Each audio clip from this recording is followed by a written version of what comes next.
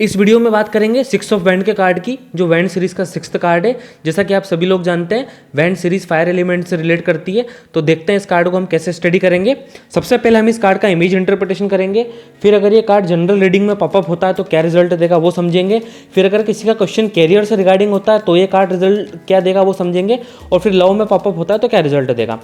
तो देखिए अब आपके सामने इमेज आ चुकी है। एक आदमी जंग जीतकर घोड़े पर सवार होकर आ रहा है, कुछ लोग उसको फॉलो कर रहे हैं।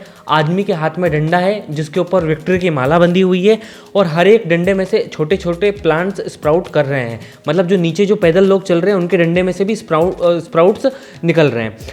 इस 6 ऑफ वैंड्स के कार्ड को अब एस्ट्रोलॉजिकली समझते हैं। एस्ट्रोलॉजिकली 6th साइन और 6th हाउस अर्थ एलिमेंट से रिलेट करते हैं, और ये कार्ड वैंड सीरीज का कार्ड है, मतलब फायर एलिमेंट से रिलेट कर रहा है।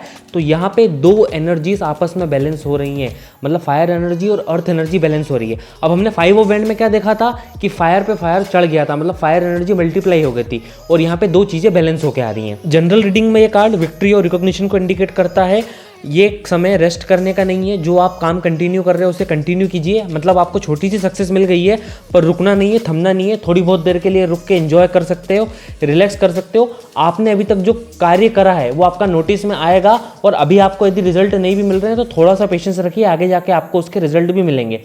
किसी अवार्ड का मिलना, किसी समारोह में पुरस्कृत होना, उन सब चीज़ों के लिए कार्ड बहुत अच्छा है। और आप ग्रुप को लीड भी कर रहे हो तो आप एक लीडर हो, क्योंकि इमेज में क्या दिख रहा है कि कुछ लोग पैदल पैदल चल रहे हैं, और जब भी फायर और अर्थ एलिमेंट बैलेंस होते हैं तो बहुत अच्छा बनता है। अब इसमें एस्ट्रोलॉजिकली अर्थ एलिमेंट था और वैंड सीरीज फायर एलिमेंट को है, तो ये दोनों चीज़ें बैलेंस हो रही है। और 5 ऑफ वैंड में हमने क्या देखा था कि फायर एलिमेंट का कार्ड है और लियो साइन फायर से रिलेट करती है, तो इतना बढ़िया निकल के नहीं आ रहा था।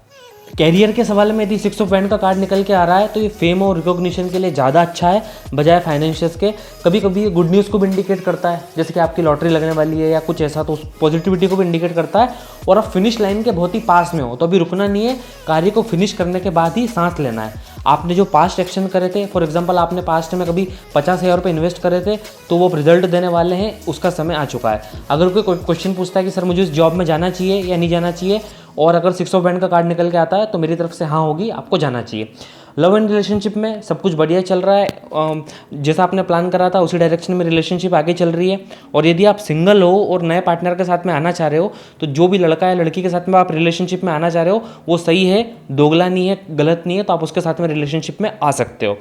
ठीक है, तो ये 6 ऑफ वैंड का हमने कवर कर लिया है। अब कुछ और बातें आपको बोलना चाहूँगा कि देखिए यूट्यूब पे एस्ट्रोलॉजी और टैरो दोनों का सिंक वाले कोई वीडियो नहीं थे।